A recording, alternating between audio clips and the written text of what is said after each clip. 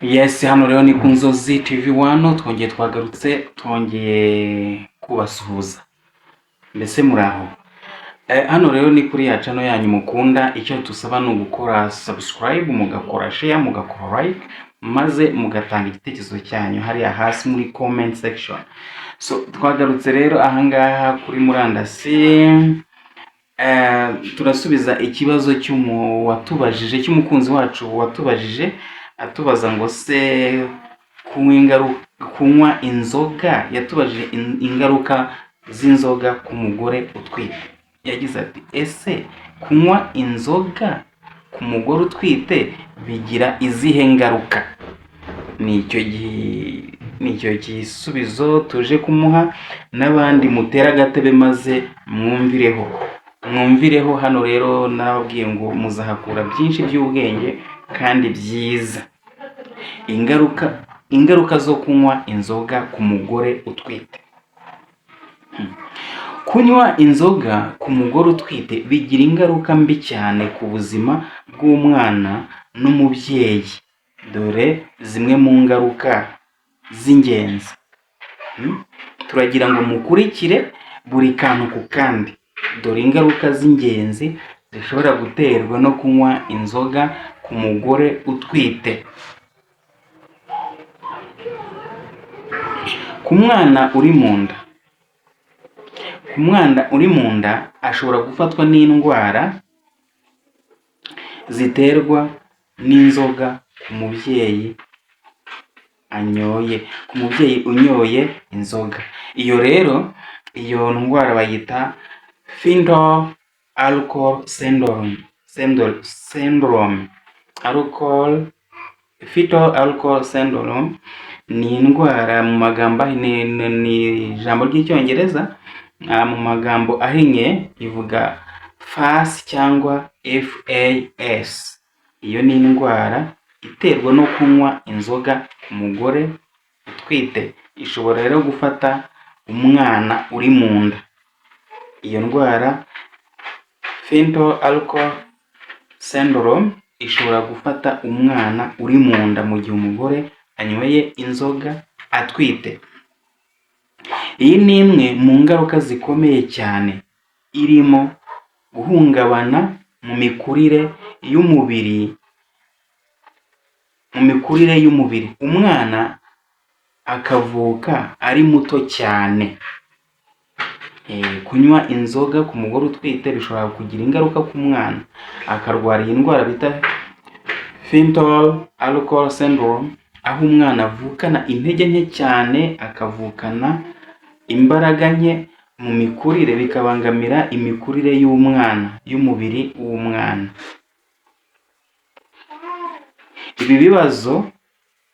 Ibibazo mu mikurire y'ubwonko.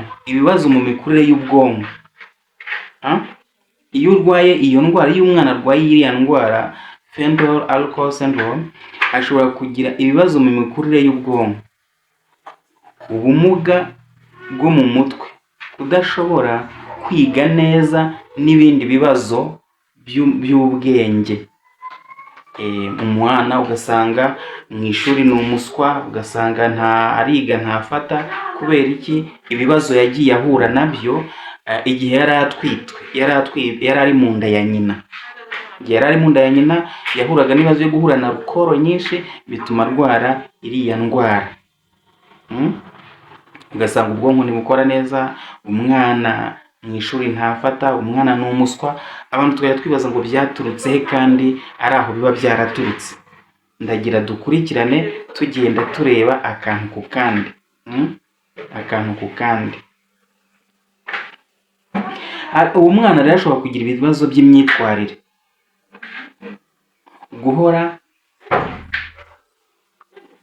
ashobora kugira ibibazo by'imyitwarire, kwitwara nabi mu rugo, mu mashuri n'ahandi. Ugasanga umwana nta discipline, nta burere. Imiterere idasanzwe y'isura, ugasanga umwana mu isura afite isura mbi cyane idashamaje. afite isura mbi cyane idashamaje kubera ibibazo yahuye nabyo bya rukoro.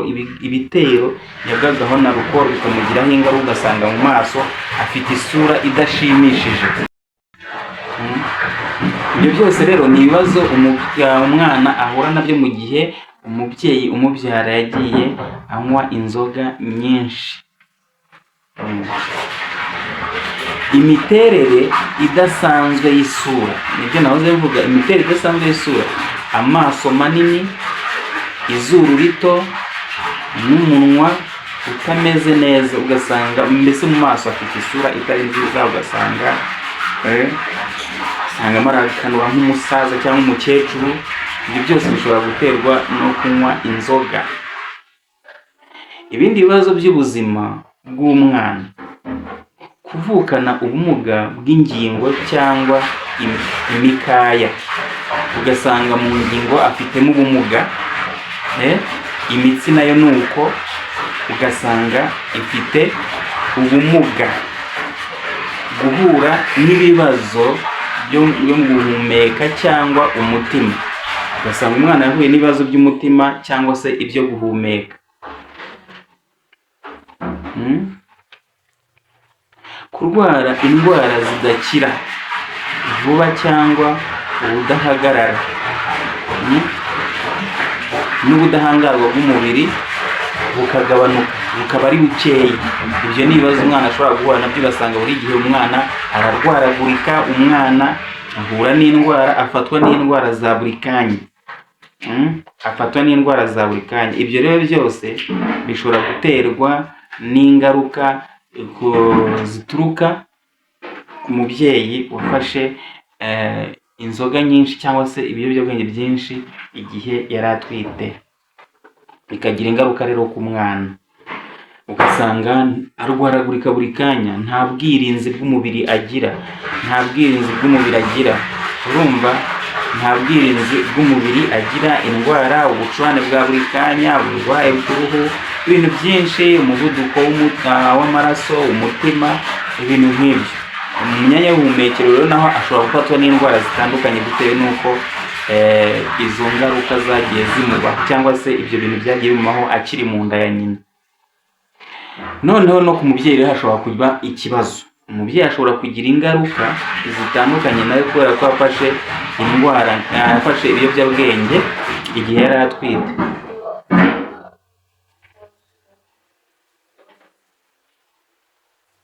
Hashobora kuba ikibazo cyo kujya akuramo inda, miscarriage. Ashobora kugira ikibazo cyo kujya akuramo inda kubera ibyo bibazo izo nzoga yagiye afata, alcohol yagiye afata ziri mu mubiri we, ugasanga inda hato na hato zivamo. Ni hahandi usanga umuntu avuga ko bamuroze, bagize gute, akajya yivuza buri munsi, agategereza ko azabyara, agaheba kubera ko ahora akuramo inda, avuga ko bamuroze se byagenze gute. Ni hahandi haba n'ingaruka, abapfumu, ibiki, ashakisha urubyaro ariko ntamenye ko biterwa n'inzoga, n'ikigero cy'inzoga afata. Kuba inda yavuka itagejeje igihe, ibyo bita premature birth, ni ukuvuga ngo inda zikavuka zitagejeje igihe. Mujya mwumva ngo umuntu yabyaye umwana udashyitse cyangwa utagejeje igihe, bishobora kuba byaratewe no kunywa inzoga. Kugira ibibazo by'amaraso cyangwa imikorere y'umubiri igabanyutse bitewe n'inzoga. Kugira ikibazo cy'amaraso, ugasanga umubyeyi afite amaraso make, bigasaba ko igihe atwite barinda kumwongerera amaraso, kumwongerera imbaraga, kuko imikorere y'umubiri iba yagabanutse bitewe n'inzoga. Ni hahandi usanga bamwongerera ingufu, amaraso, umwuka, ibintu nk'ibyo ngibyo. Ibibazo byo mu mutwe cyangwa kwiyongera kwihungabana. Ibibazo byo mu mutwe cyangwa kwiyongera kw'ibimenyetso by'ihungabana. Ni ukuvuga ngo ibyo bita stress cyangwa depression n'ibindi. Ibyo bintu byose, izo ngaruka zishobora guterwa umubyeyi, bishobora kubaho bitewe n'ingaruka zo kunywa inzoga kandi atwite. Icyitonderwa rero, icyitonderwa, nakubwiye ngo utere agatebe ukurikirane ABCD. Icyitonderwa, ni byiza ko niba tugize ibyo tuganira tubyungurana ibitekerezo, ariko hano baravuga ngo icyitonderwa. Icyitonderwa, nta rugero na ruto rw'inzoga rufatwa nk'urutekanye ku mugore utwite. Nta rugero na ruke rufatwa nk'urukenewe cyangwa nk'aho ntacyo rutwaye ku mugore utwite. Nta rugero na rumwe. Ni byiza kwirinda burundu inzoga igihe cyose umugore atwite, ndetse na mbere yo gutegura gutwita. Ibyiza ni uko yazireka mu gihe agitekereza ko, ni ukuvuga ngo nta rugero na rumwe umugore utwite twavuga ngo ni rwiza, nta rumubereye, nta rugero na rumwe rw'inzoga, rwaba nke zaba nyinshi zaba iziringaniye, nta rugero na rumwe rumubereye, rumugenewe. Ahubwo ibyiza noneho ni uko n'igihe yaba ategura gutwita yabihagarika. Yabihagarika. Hano abahanga barangiza bavuga ngo umugore utwite cyangwa uteganya gutwita agomba kugisha inama abaganga no kwirinda inzoga n'ibindi biyobyabwenge kugira ngo arinde ubuzima bwe ndetse n'ubw'umwana we. Urumva? N'ubw'umwana we. Aha barakubwira ngo ibyiza mu gihe uteganya gutwita, mu gihe uteganya gutwita, ni uko wakegera muganga. Niba hari bya bindi Bibiliya ivuga ngo niba inda yawe yarakunaniye, sanga muganga muganire ABCD. Urumva? Sanga muganga umuganiriza ikibazo cyawe, azakugira inama kandi nziza. Ugerageze rwose wumve ko bishobora kugiraho ingaruka, ari wowe cyangwa se n'umwana utwite. Ni hano usanga abantu binubira abana babo babyaye ngo kuko ngo badasamaje, aho bakingirana mu bipangu, aho badashaka ko bagera ku mihanda kubera amasura y'abana adashamaje. Ariko umubyeyi wabyaye umwana mwiza ushimwa na bose, abana ni mwiza, nawe yumva yishimye, yumva kweri nawe yihaye igikombe. Ariko iyo wabyaye umwana udashamaje, wumva atajya mu bandi, wumva akaba ikimara, akaba ikigoryi, akaba ikimuga, akaba atabasha kugenda. Ibyo byose bigutera ipfunwe, bikanatera ipfunwe n'umuryango. Urumva? Bitera ipfunwe, bikanatera ipfunwe si we wenyine n'umuryango, sosiyete. Umwana ugasanga ntimwishimira ko ajya mu bandi, ntimwishimira kumwerekana mu bandi, ntimwishimira kugira gute. Ibi byose uri kubona nibyo, ni izo ngaruka. Ni izo ngaruka. Hari n'ibindi bibazo byinshi byaterwa ku mwana umwana ashobora kugira. Umwana ashobora kugira ugasanga ni ikibazo ku muryango. Kandi si n'ibyo gusa, byongera n'ibibazo mu muryango, stress. Umuryango niba ufashe umwanya wo kuvuza umwana, kumwirukankana kwa muganga, bigutwara igihe, bigutesha igihe, noneho ugasanga hagendeyeho n'umutungo, ni ugusenya urugo mu yandi magambo. Wowe rero umubyeyi unkurikiranye, wowe ukeneye kubyara cyangwa se kugira gute, kubyara, wagira gute, ugomba kwitwararika. Mbere y'uko utangira guteganya gutwita, wagombye kugira icyo bita plan yo kubyara, gutwita. Planning pregnancy. Iyo ugize icyo bita planning pregnancy, ugomba guhita uhagarika inzoga. None mu gihe runaka uteganya ko inzoga zaba zaragushizemo imisemburo, amarukoro yagushizemo, ukabona wajya muri icyo gikorwa cyo gutwita, kugira bitazagira negative impact ku mwana wawe cyangwa se nawe ubwawe. Hahandi ubyara uwo mwana utishimiwe mu muryango, utanyuzwe, utagize ute, ibyo byose bikagutera ipfunwe. Ariko si n'ibyo gusa, bigira ingaruka ku muryango hahandi bizaba konsoma n'amafaranga n'iki byo gutunga wa mwana, kuko ni umwana ntakura, haba mu bwonko, haba mu ishuri, haba hehe, umwana ntafata. Izo ni ingaruka nyinshi zatuma umwana akonsoma, asenya umuryango, kandi wibuke ko mutaba munamwishimiye kuko uwo mwana aba adasa neza. Aha rero ni ku Nzozi TV1, aho tugusaba ngo ukore subscribe, ukore share, ukore like, maze hasi utange igitekerezo cyawe cyangwa se uduhe inyunganizi, utubwire icyo twakuganiraho ubutaha. Hano rero twiyemeje kubaha ibintu by'ubwenge. Urumva, twiyemeje kubaha ibintu by'ubwenge. Hamwe n'ibyo rero, hamwe n'ibyo twebwe tuzakomeza kubaha byose mukeneye, ariko muduhame uruhande. Inkunga dukeneye ni iyo ya subscribe, sharing, n'icyo twita like. Noneho hasi utange igitekerezo cyawe muri comments, haba inyunganizi, inama, icyo twaganiraho ubutaha, maze dukomeze natwe dukore ku bwanyu. Iyi channel yabayeho ku bwanyu kugira dukomeze dutere imbere twungurana ubumenyi. Yes, hano rero ni ku Nzozi TV1, kandi ku bufatanye bw'inzozi.com. hari ibyo ukeneye nka telefone, smartphone, matushe n'izindi telefoni cyangwa ibindi bikoresho by'ikoranabuhanga, ukeneye ibikoresho by'ubwiza, amavuta n'ibindi, rwose wagana inzozi.com maze bakabikugezaho. Twakomeje rero, hano rero hari izindi ngaruka umwana ashobora kugira, ni ibibazo mu mikurire rusange. Umwana ashobora gukura buhoro cyane,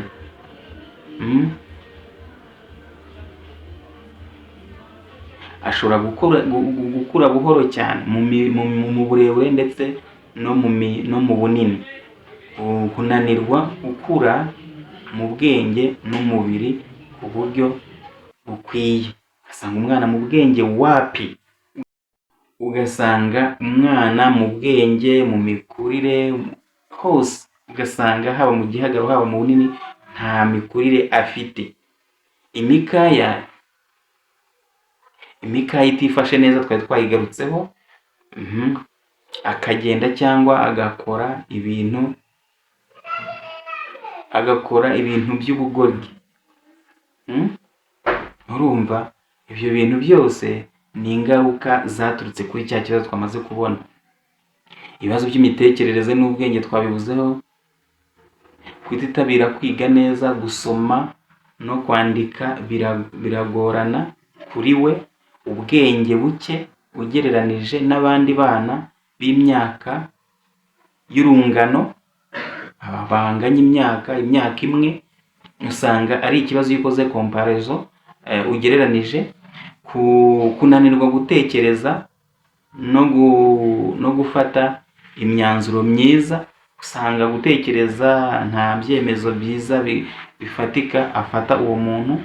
Kugira ubushobozi buke bwo kwibuka ibintu, ugasanga kwibuka ikintu cyabaye ni ikibazo. Ukamubwira ibintu, ni handi twavuze no mu ishuri nyine, ugomba kuba wibuka neza ibyo mwarimu yakwigishije.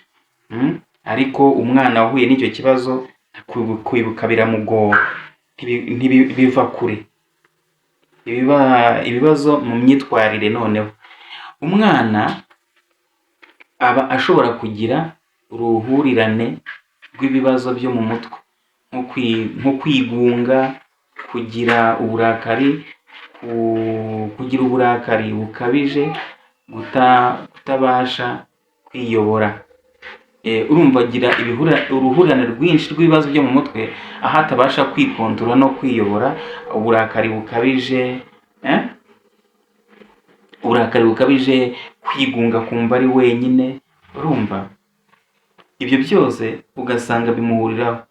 Kutabasha kwiyobora, kwigira inama, kumenya ko ibyo bintu agiye gukora ari bibi. Ibyo bintu byose bituruka kuri cya kibazo cya alukoro umubyeyi yafashe atwite cyangwa yitegura gutwita.